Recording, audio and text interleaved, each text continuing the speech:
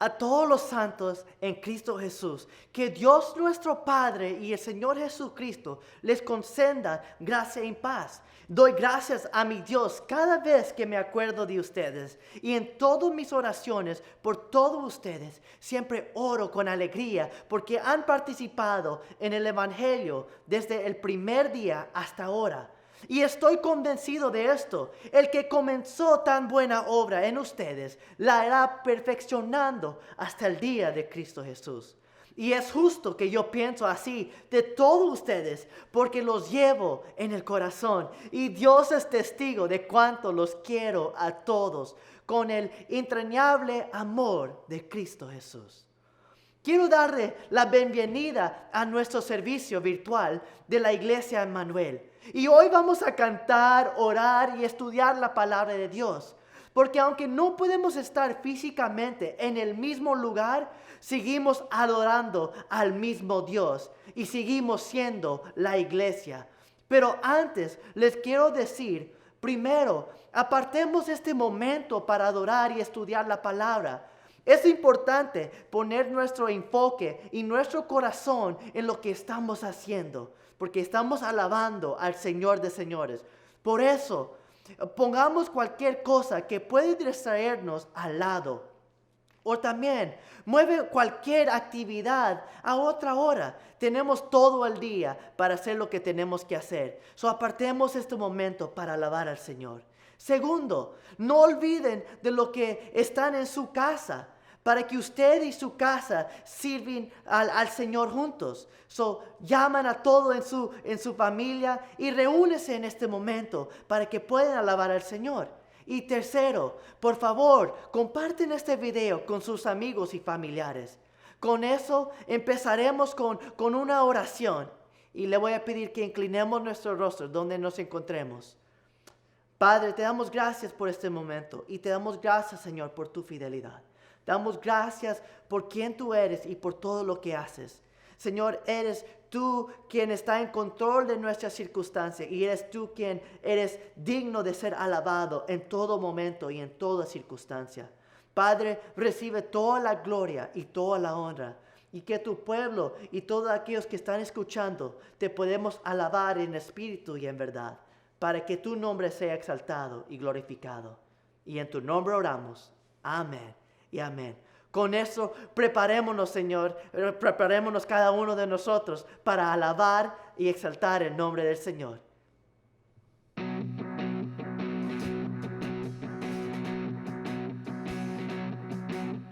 Glorioso, y te cantamos glorioso.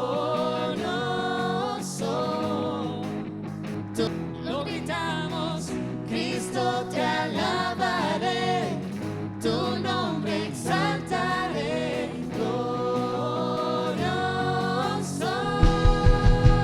nadie como tú.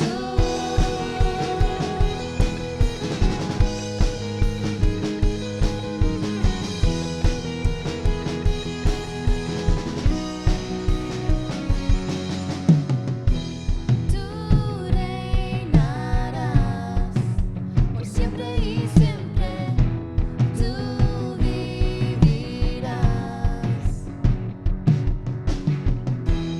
Tu amor será por siempre y siempre, no cambiarás. Gritaré, gritaré, gritaré, porque bueno es Dios. Cantaré, cantaré, bueno es el Señor. Declararé, nadie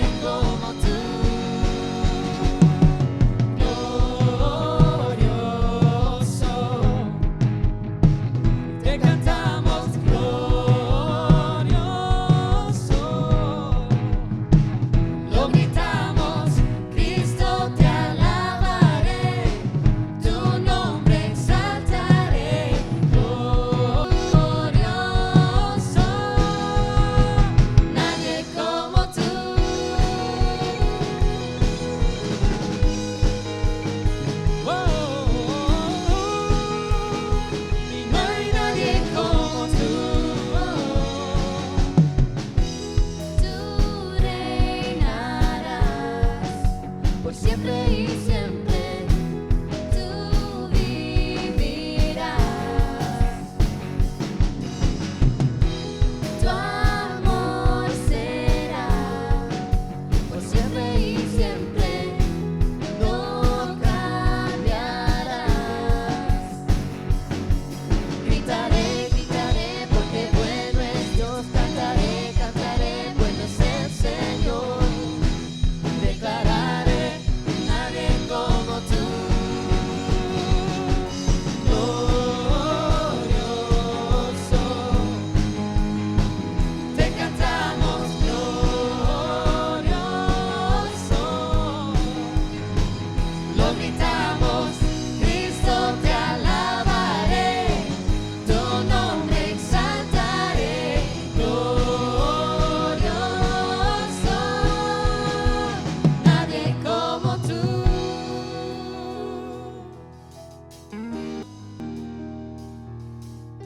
Y no hay nadie como tú, Jesús.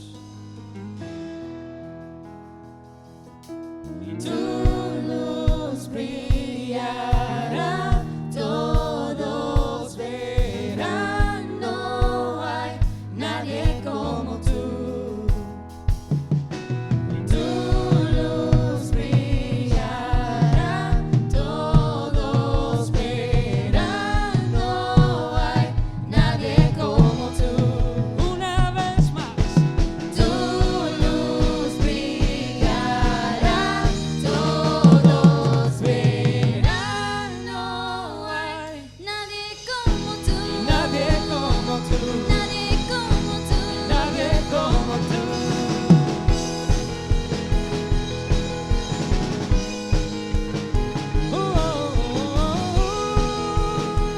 No hay nadie como tú. Glorioso, te cantamos glorioso. Lo gritamos, Cristo te alabaré, tu nombre exaltaré, glorioso, nadie como tú.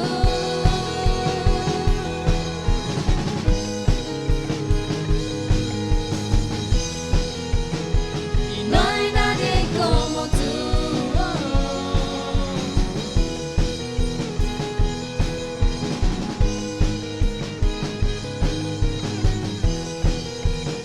Y no hay nadie como tú.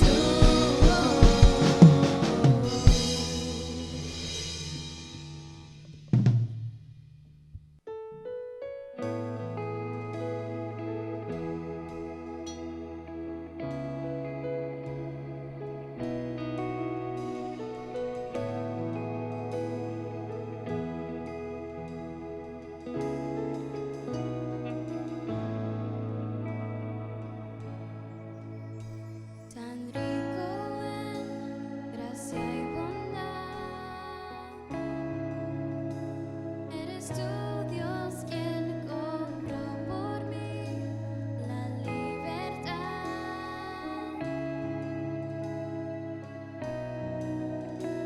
Misericordia y gran bondad demostró cuando, a pesar de mi debilidad, murió por mí. Incomparable Dios, mi alma testificará, alzaré mi voz, nadie me amó como tú. Mi espíritu no cesará de contar tu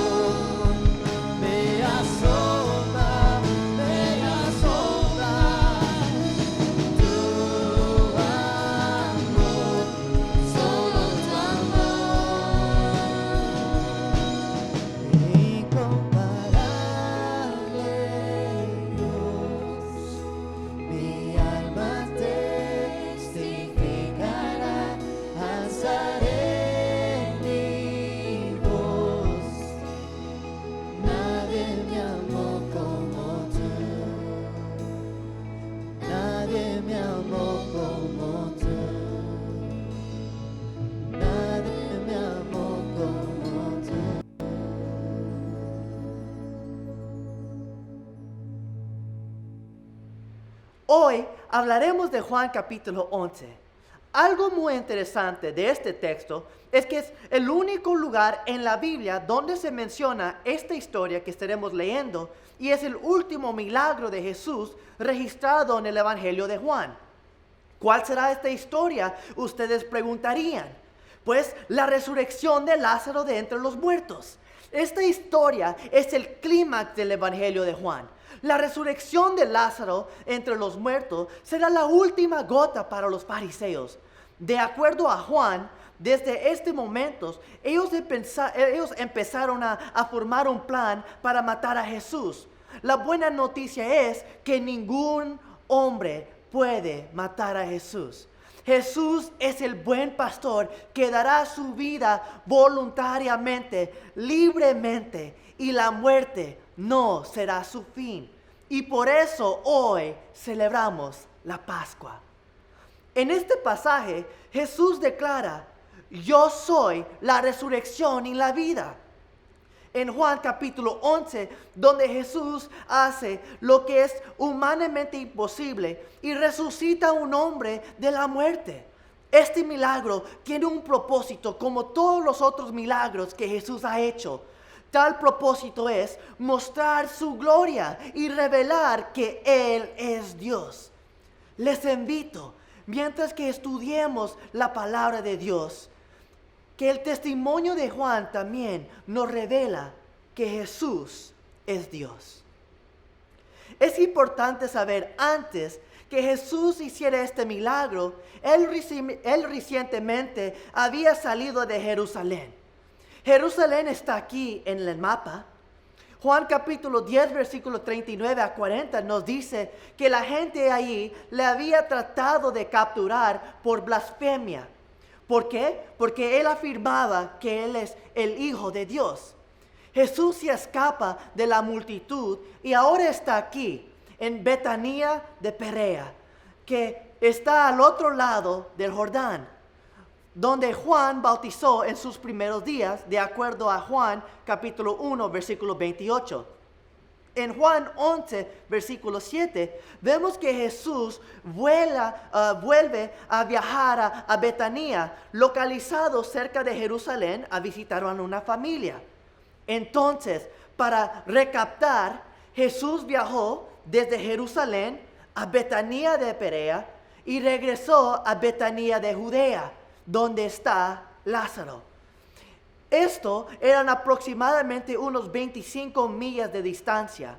Ahora que entendemos esto, leamos Juan capítulo 11, versículo 1, que dice, había un hombre enfermo llamado Lázaro, que era de Betania, el pueblo de María y Marta, sus hermanas.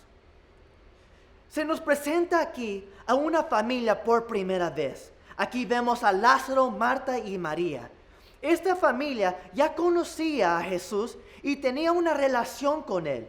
En Juan capítulo 12 vamos a ver a María derramar perfume a los pies de Jesús. Y más tarde veremos cómo todos han escuchado la historia de Lázaro. Esta familia probablemente estaba bien acomodada económicamente y ocupaban un puesto muy importante en su comunidad. Los comentaristas señalan que el perfume que María usó era un perfume caro y la cantidad de personas en el funeral de Lázaro implica que eran muy importantes en Betania, en su comunidad. Ahora que sabemos dónde está Jesús y un poco de esta familia, leamos versículo 1 al 5. Había un hombre enfermo llamado Lázaro, que era de Betania, el pueblo de María y Marta y sus hermanas. María era la misma que ungió con perfume al Señor y le secó los pies con sus cabellos. Las dos hermanas mandaron a decirle a Jesús, Señor, tu amigo querido está enfermo. Cuando Jesús oyó esto, dijo, esta enfermedad no terminará en muerte, sino que es para la gloria de Dios, para que por ella el Hijo de Dios sea glorificado. Jesús amaba a María y a su hermana y a Lázaro. Este pasaje describe la relación que Jesús tuvo con ellos. Observe cómo Juan señala 2 veces en los versículos 4 y 5 que Jesús los amaba. Recuerde esto, por favor, porque cuando Juan señala esto, veremos cómo Jesús responde a su solicitud. Como buenos amigos, ellos sabían quién era Jesús y también su intenso trabajo para el reino de Dios. Sin embargo, como Jesús era su amigo, esperaba que en el momento de angustia Jesús los ayudaría. Seguramente todos podemos entender esto, ya que hay oportunidades cuando esperamos que nuestros amigos estén allí para nosotros cuando más lo necesitamos, especialmente si son nuestros mejores amigos. Seguramente Marta y María pensaron que Jesús pudiera apartar unos minutos de su trabajo para ir a sanar a su hermano. Pero notan en el mensaje y la forma en que mandan este mensaje a Jesús. Dicen, Señor, tu amigo querido está enfermo. Aunque es cierto que Jesús amaba a Lázaro, se nota que estaban usando estas palabras para presionar a Jesús para que viniera y actuara. En el mismo sentido, muchas veces podemos usar términos como somos hijos o hijas de Dios, o Dios eres mi Padre, o tú eres mi Dios, o somos los consentidos de Dios, para pensar que podemos forzar la mano de Dios a nuestro favor. Y aunque es cierto que Dios nos ama, también es cierto que Él es Dios y que Él tiene un momento perfecto para sus actos. La fe, en términos simples, es confiar en que el tiempo de Dios es perfecto independientemente de lo que podemos pensar o sentir. La fe no es la certeza de que Dios puede hacer algo porque sabemos que Él es capaz, sino que sabemos que su tiempo es perfecto, por lo tanto confiamos en Él. Con esos versículos 6 dice, a pesar de eso, cuando oyó que Lázaro estaba enfermo, se quedó 2 días más donde se encontraba.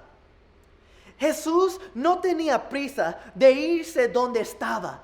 Jesús, en su soberanía, conoce la condición de su amigo y conoce el futuro de su amigo. Jesús sabía que iba a morir, pero también sabía que la muerte no era el final.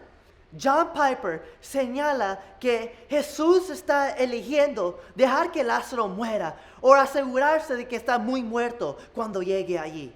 Y si dices, bueno, en realidad no fue tan malo porque sabía que le resucitaría de nuevo. No fue tan malo como nuestra muerte, Nelson, o la muerte de un miembro de mi familia. Consideren esto, Lázaro realmente murió. Y no es una cosa fácil morir. Y hasta donde Lázaro sabía, Jesús no vino. Y sus hermanas le vieron morir y lo enterraron. Y se preguntaban, ¿dónde estaba Jesús? Esta fue la muerte real. Y Jesús realmente no apareció para detenerlo. Lo que me lleva a preguntar, ¿alguna vez te has preguntado sobre el tiempo de Dios? ¿Alguna vez le has pedido a Dios algo y bueno, no sucedió como lo pediste? No estás solo. Cuando Dios no hace esperar, es por algo. Puede ser que Él está moldeando y formando nuestro carácter, como lo sabremos más adelante cuando Jesús habla con sus discípulos. Pero muchas veces tenemos el concepto de que Dios es nuestro genie o genio personal de la lámpara que está allí para concedernos todos los deseos que tenemos. De hecho, nosotros, como las 2 hermanas, sacamos cartas emocionales de la Biblia, como Salmos 37, versículo 4 a 5. Dios me dará el deseo de mi corazón para forzar la mano de Dios. Sin embargo, Dios no está en el negocio de conceder deseos. Él está en el negocio de moldear y transformar nuestro carácter. Toda persona en la Biblia no obtuvo lo que él o ella quería, pero él o ella fue transformado por Dios. Dios quiere transformarte y si tiene que hacerte esperar para hacerlo, entonces Él te hará esperar. El tiempo de Dios no es nuestro tiempo y su tiempo siempre es mejor que el nuestro. Jesús esperó 2 días y mirando a sus discípulos le dice en el versículo 7 al 10, dice así: volvamos a Judea. Rabí, objetaron ellos, hace muy poco los judíos intentaron apedrearte y todavía quieres volver allá. ¿Acaso el día no tiene 12 horas? Respondió Jesús. El que anda de día no tropieza, porque tiene la luz de este mundo. Pero que anda de noche sí tropieza, porque no tiene luz. Solo para refrescar nuestra memoria, Jesús estaba al otro lado del Jordán, a unos 25 millas de distancia. Acaba de salir de Jerusalén no hace mucho y les dice a sus discípulos: volvamos a Judea. Jerusalén estaba en la región de Judea. Y cuando Jesús dice volvamos de regreso, los discípulos estaban asombrados. ¿Cómo que quieres regresar? Si allí nos querían a matar. No tiene sentido. Entonces Jesús usa una ilustración para que lo entiendan. Jesús pregunta: ¿no hay 12 horas de luz del día? El día judío fue considerado desde el amanecer hasta el atardecer y la noche desde el atardecer hasta el amanecer. El periodo de 24 horas se dividió en 12 horas de luz y 12 horas de oscuridad. El que anda de día no tropieza porque tiene luz. El que camina en la noche tropieza porque no tiene luz. Jesús consideró el periodo de su ministerio como el día. Y durante el día cumpliría el propósito de su Padre sin tropezar. Lo que significa que nadie podría tocarlo. Pero llegará la hora cuando llegará la noche. Lo que significa que habría un momento en que en su seguridad habría terminado. Su tiempo para soportar el sufrimiento y los golpes vendrá, pero ahora no. A pesar de los temores de sus discípulos, Jesús estaba decidido a ir a Judea en su propio tiempo para responder a la solicitud de María y Marta. El versículo 11 al 15 explicará por qué regresarán. Dicho esto, añadió: nuestro amigo Lázaro duerme, pero voy a despertarlo. Señor, respondieron sus discípulos, si duerme es que va a recuperarse. Jesús les hablaba de la muerte de Lázaro, pero sus discípulos pensaron que se refería al sueño natural. Por eso les dijo claramente: Lázaro ha muerto y por causa de ustedes me alegro de no haber estado allí, para que crean. Pero vamos a verlo. ¿Escucharon eso? Jesús se alegró. Esto suena inquietante, pero Jesús estaba señalando la razón por qué esperó. Si hubiera estado allí antes, Lázaro no habría muerto. No habrían visto lo que sus ojos están a punto de presenciar. Este milagro que Jesús hará es algo que ayudará a fortalecer su fe en creer que Jesús es quien dice ser. Jesús tenía un propósito para esperar. Y es importante para nosotros comprender que todo lo que Dios hace o no hace en nuestras vidas es para un propósito, aunque no siempre entendemos, y porque nos ama y a pesar de que puede resultar dolorosa. Piensen en ello como un niño en una tienda. El niño le va a decir a sus padres: si me amas, cómprame esto o dame aquello. Sin embargo, el padre tiene claro que su amor por su hijo no se puede medir en la cantidad de cosas que le concede a su hijo o lo que hace por él. Puede haber tiempo en que el padre diga que no, y aunque el padre le diga que no, él siempre continuará amando al niño. Por lo tanto, podemos estar seguros de que si algo que lo que hemos pedido a Dios no sucedió o no llegue a suceder tal como queremos, eso no es una muestra de que el amor del Padre por ti o por mí ha cambiado. Dios nos ama entrañablemente. Aunque Jesús sabía lo que estaba haciendo y por qué demoró en ir, María y Marta no sabían. Jesús y sus discípulos hacen el camino de regreso a Judea, a la ciudad de Betania. Y el versículo 17 al 21 dice: a su llegada, Jesús se encontró con que Lázaro llevaba ya 4 días en el sepulcro. Betania estaba cerca de Jerusalén, como a 3 kilómetros de distancia. Y muchos judíos habían ido a casa de Marta y María a darles el pésame por la muerte de su hermano. Cuando Marta supo que Jesús llegaba, fue a su encuentro, pero María se quedó en la casa. Señor, le dijo Marta a Jesús, si hubieras estado aquí, mi hermano no habría muerto. Vemos que Marta y María no solo estaban angustiadas, sino también inquietas por la aparente falta de preocupación de Jesús. Posiblemente pensaron, ¿por qué no viniste cuando llamamos? Simplemente tenías que estar aquí antes, pero parece que no te importa. Estoy seguro de que todos en un momento o otro podemos entender, pero que a Jesús no le importa, no es el caso. Jesús tenía un propósito mayor para esta muerte. Así como Marta le dice a Jesús, si hubieras estado aquí, ella también continúa diciendo, pero yo sé que aún ahora Dios te dará todo lo que pidas. Tu hermano resucitará, le dijo Jesús. Yo sé que resucitará en la resurrección, en el día del final, respondió Marta. Entonces Jesús le dijo, yo soy la resurrección y la vida. El que cree en mí vivirá aunque muera. Y todo el que vive y cree en mí no morirá jamás. ¿Crees esto? Sí, Señor, yo creo que tú eres el Cristo, el Hijo de Dios y el que había de venir al mundo. Marta, en medio de su dolor y lamento, dice que sé que Dios te dará lo que pidas. Pero, ¿realmente sabe eso?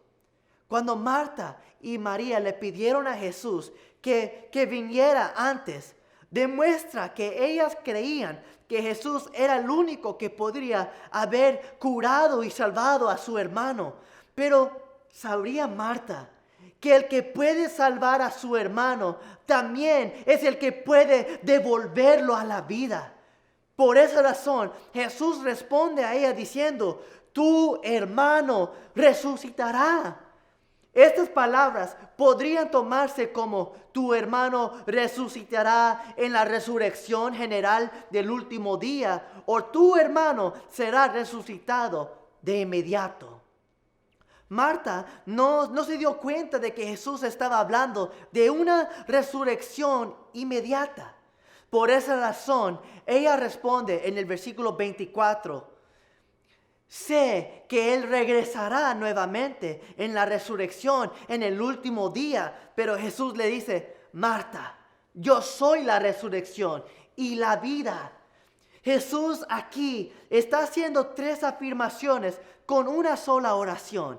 Jesús mismo es la resurrección y la vida, lo que significa que el Padre le ha dado para tener vida en sí mismo y para otorgar vida de resurrección a quien quiera. 2, las personas que creen en Él, incluso si mueran como lo que había pasado con Lázaro, vivirán. Jesús los resucitará de la muerte el último día. Lo que pronto haría por Lázaro es una muestra de lo que hará con todos los que le aman. Y 3, las personas que viven y creen en Él nunca morirán. Esto será literalmente cierto para la última generación de creyentes. Para otros creyentes es cierto en el sentido de que ni siquiera la muerte puede romper su relación con Dios. Con estas afirmaciones, Jesús se convirtió en el centro de la esperanza judía de la resurrección y la vida eterna. Y al preguntarle a Marta, ¿crees esto? Él le animó a reconocer esto. Este estímulo no es solo para ella, sino también para nosotros. Creer en Cristo es tener vida eterna, pero esta vida eterna no está destinada a vivir para siempre en esta tierra. Esta vida eterna está destinada a estar en la gloria de Dios para siempre. Hay un día en que todos moriremos, pero si morimos creyendo en Cristo, la muerte no nos espera. La vida sí, y la vida eterna. Así que una palabra de aliento. Si hoy moriremos, no temas, porque morir con Cristo es solo el comienzo de estar en su gloria. Temen morir si no han tomado la decisión de aceptar a Cristo, porque hay un lugar donde hay vida eterna, pero separado de la gloria de Dios, y eso se llama el infierno. Jesús es la resurrección y la vida, y que confías en Él hoy. Que seamos como Marta diciendo, sí, Señor, respondió ella, creo que tú eres el Mesías, el Hijo de Dios, que ha de venir al mundo. Más tarde vemos los versículos 28 al 32, cuando Jesús termina de hablar con Marta. Ella se va para decirle a María que Jesús le está llamando. María, que está en su casa llorando y rodeado de personas que están allí para consolar, corre a buscar a Jesús. Cuando la gente la vio correr, pensaron que ella corría a llorar en la tumba de su hermano. Así que ellos se apresuraron a seguirla y apoyarla en este momento de dolor. Pero la gente estaba sorprendidos. Ellos ven a María caer a los pies de Jesús y le oyen decir, Señor, si hubieras estado aquí, mi hermano no habría muerto. Mientras María lloró, Jesús se conmovió. Y es aquí donde vemos el famoso versículo. Jesús lloró. Jesús sintió el dolor de perder a un ser querido. Jesús sabía cómo se sentía. Pero mientras Jesús lloraba, la gente comenzó a hablar y escucha lo que decían. Miren cuánto lo querían, dijeron los judíos. Pero algunos de ellos comentaban, este que le abrió los ojos al ciego no podría haber impedido que Lázaro muriera.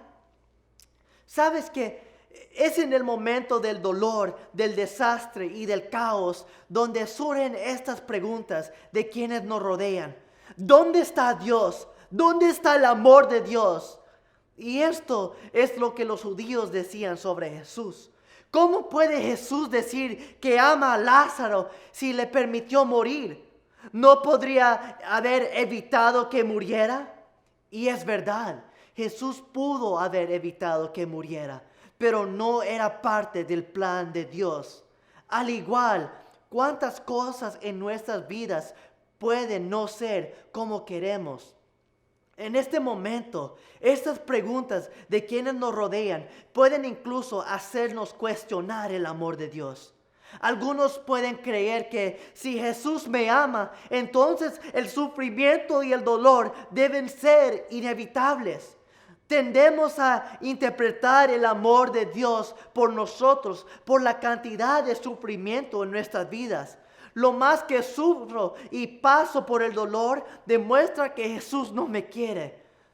Al principio de este capítulo, Juan nos informa que Jesús realmente amaba a esta familia y era evidente por las lágrimas que derramó Jesús por su amigo. Amigos, el dolor que sufran hoy no refleja la cantidad de amor que Dios tiene por ustedes.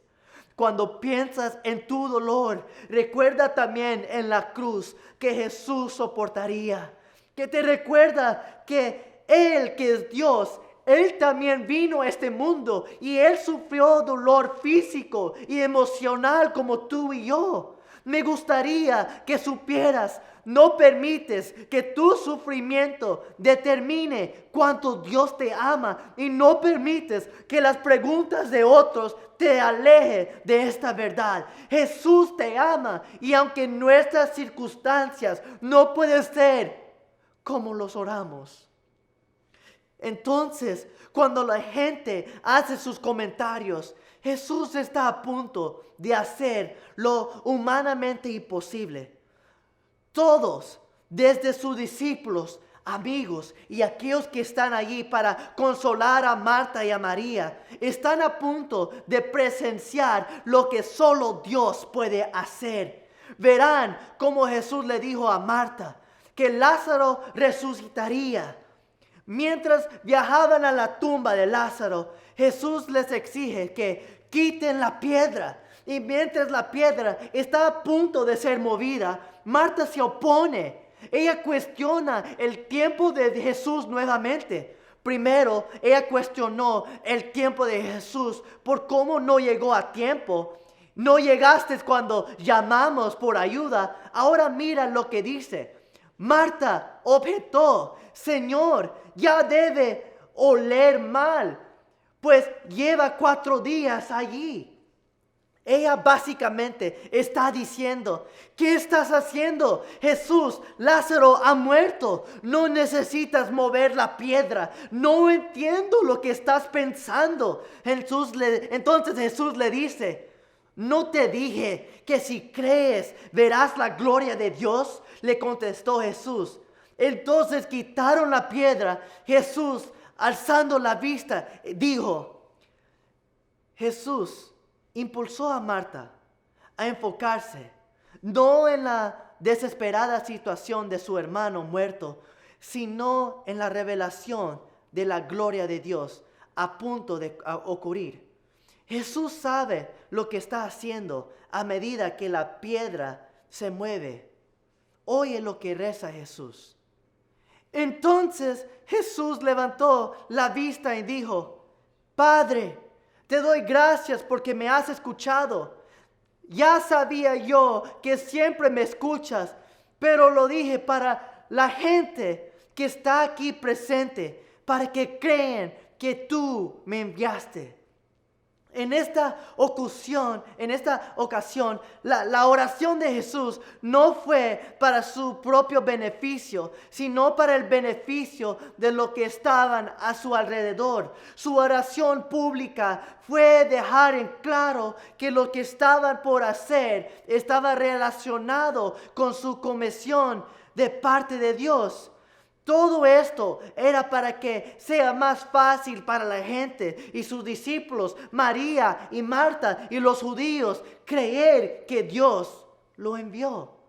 Cuando Jesús termina su oración, el versículo 43 dice: dicho esto, gritó con todas sus fuerzas: Lázaro, sal fuera.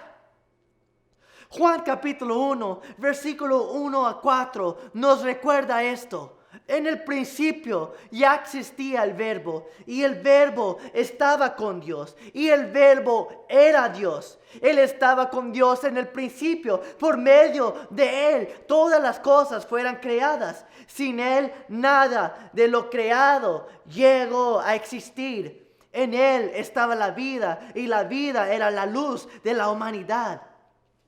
La palabra, quien es Jesús, quien es Dios, quien dio forma a toda la vida, estaba allí ese día en el sitio de la tumba de Lázaro, y con sus palabras llamó al hombre que había muerto durante 4 días. Jesús, que es la resurrección y la vida, habló, y su palabra no volverá vacía. Jesús le ordenó a Lázaro que se le levantara de nuevo, y mientras todo el mundo escucha a Jesús hablar, ellos comienzan a ver que algo se mueve. Y note lo que dice el versículo 44. El muerto salió con venda en las manos y en los pies, y el rostro cubierto con un sudario. Quítenle las vendas y dejen que se vaya, les dijo Jesús. Esto fue algo espantoso de ver. Lázaro está gateando o saliendo cojeando de la tumba con la ropa de la tumba puesta y también oliendo porque llevaba 4 días muerto. Jesús dice, ve y ayúdalo, libéralo. ¿Qué sitio era esto? Aquellos que estaban allí llorando ese día, cuestionando el tiempo y cuestionando el amor de Jesús, ahora están asombrados. Este Jesús no es cualquier hombre. Él es el Hijo de Dios. Él es quien dice ser. Él es la resurrección y la vida. Jesús es Dios.